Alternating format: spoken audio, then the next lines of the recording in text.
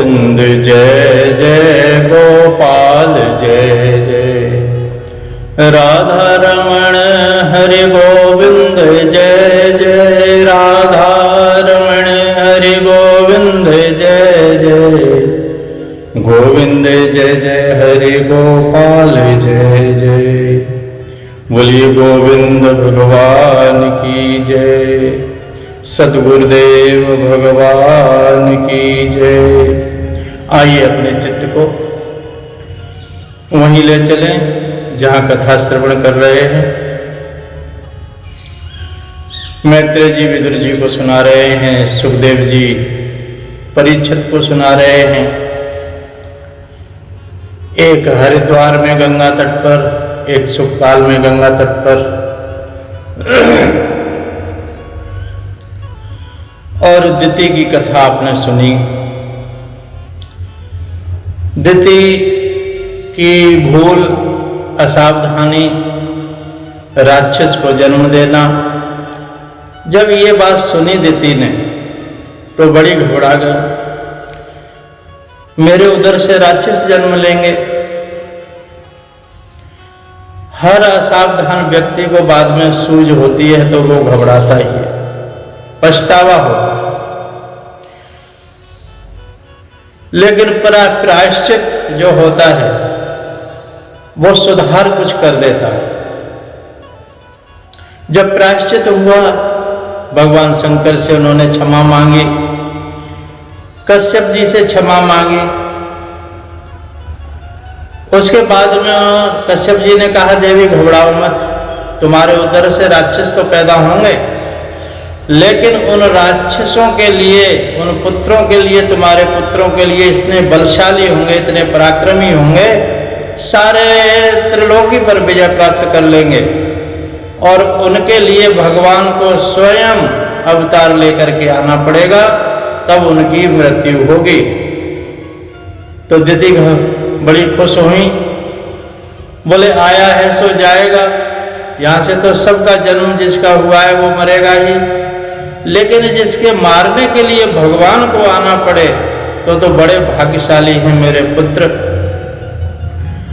दिति ने कहा राक्षस उत्पन्न होंगे तो कोई वह घबरा गई।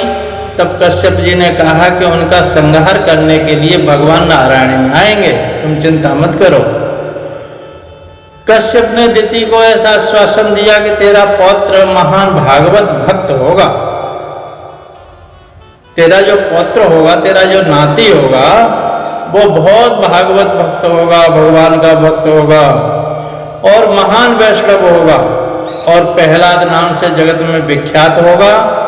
जो ठाकुर जी की सेवा स्मरण अकेला करेगा वह साधारण वैष्णव नहीं है, किंतु जिसके संग से दूसरों को भी ईश्वर की सेवा और स्मरण करने की प्रेरणा मिले, वह इच्छा जागे, यह महान वैष्णव है। तेरा जो नाती होगा उसके साथ से हजारों करोड़ों भक्तवर प्रहलाद ने झंडा लिया हरिनाम का, दैत्य कुल में भी कीर्तन करवा दिया हरिनाम का। ऐसे भक्त प्रहलाद होंगे। भक्तों ने एक बार महाप्रभु वल्लभाचार्य जी से कहा कि हमें वैष्णव का लक्षण बताइए प्रभु। जो महाप्रभु जी ने कहा कि जो ठाकुर जी की सेवा करे वही वैष्णव है। भक्तों ने कहा कि यह बात तो हम भी जानते हैं, हमें कुछ विशिष्ट लक्षण बताइए महाराज। तो महाप्रभु वल्लभाचार्य जी ने कहा कि महान वैष्णव वह है जिसके संग में आने वाले को ठाकुर जी की सेवा से प्रीति हो जाए, भगवान के भजन से प्रीति हो जाए, कथा से प्रीति हो जाए, सत्संग से प्रीति हो जाए और संसार के विषय वासनाओं से निवृत्ति हो जाए, वह महान वैष्णव है, महान संत है। उस पर श्री कृष्ण भक्ति का रंग लग जाए। प्रहलाद महान वैष्णव थे, महान भक्त और महान संत, संत की उपाधि। तुम भगवान जैसे तेरे प्रहलाद के संग में आने वाले पर भी भक्ति का रंग लग जाता है, तुम्हारी संगत करने वाले पर भक्ति का रंग न लगे तो मानो कि तुम्हारी भक्ति अभी कच्ची है, अभी पक्की नहीं है। तुम सत्संग में दूसरे को न ला सको, दूसरे को सुना न सको, तो अभी नहीं है तुम्हें। पर भगवान की भक्ति में अभी बहुत कमी है। भगवान का भक्त जो होता है दूसरे को सुनाता है, जितने संसर्ग में आते हैं सबको भगवान की कथा सुनाता है। तुम खुद ही सुन लेते हो तो ये भक्ति में अभी कमी है। किंतु दूसरों को सुधारने की तकलीफ में पड़ने की साधारण मनुष्य को कोई जरूरत नहीं है, क्योंकि तुम अपना ही मन शुद्ध कर लो, बस यही काफी है। दूसरे को सुधारने के लिए आप प्रयत्न ज्यादा न करो, खुद सुधर जाओ। हम सुधरेंगे, जग सुधरेगा। व्यसन जैसा कोई पाप नहीं है जो व्यसन को पराजित कर सकता है, वही भक्ति कर सकता है। आजकल तो फैशन और व्यसन में ही समय और संपत्ति का व्यय किया जा रहा है। व्यसन के पीछे पागल बना हुआ व्यक्ति भगवान की सेवा नहीं कर सकता। वैष्णव तो वह है कि जो निर्व्यसनी हो, जो भगवान की आराधना करना चाहता हो। उसे लौकिक व्यसन से प्रीति नहीं करना चाहिए जिसे ईश्वर की आराधना करनी है। उसे चाहिए कि वह फैशन और व्यसन में न फंसे। व्यसन हो तो एक ही हो, वह है व्यसन श्री कृष्ण भक्ति का, भगवान की भक्ति का। विद्या व्यसनम अथवा हरिपाद सेवनम व्यसनम। या तो विद्या का व्यसन हो, शास्त्रों का व्यसन हो, शास्त्र पढ़ के चिंतन करे, मनन करे, निधिध्यासन करे, ऐसा व्यसन हो। और यह सत्संग का व्यसन हो, भगवान की भक्ति का व्यसन हो, नाम का व्यसन हो। ये व्यसन हमें संसार सागर से पार करते हैं, प्रभु का प्यारा बनाते हैं। तुकाराम महाराज को भक्ति का ऐसा व्यसन था कि उनकी आंखों की ऐसी आदत पड़ गई थी कि जहां भी उनकी नजर जाती वहां उन्हें मुरली मनोहरी स्वरूप नजर आता था। भक्ति व्यसन रूप हो जाएगी तो तुम्हें मुक्ति दिलाएगी।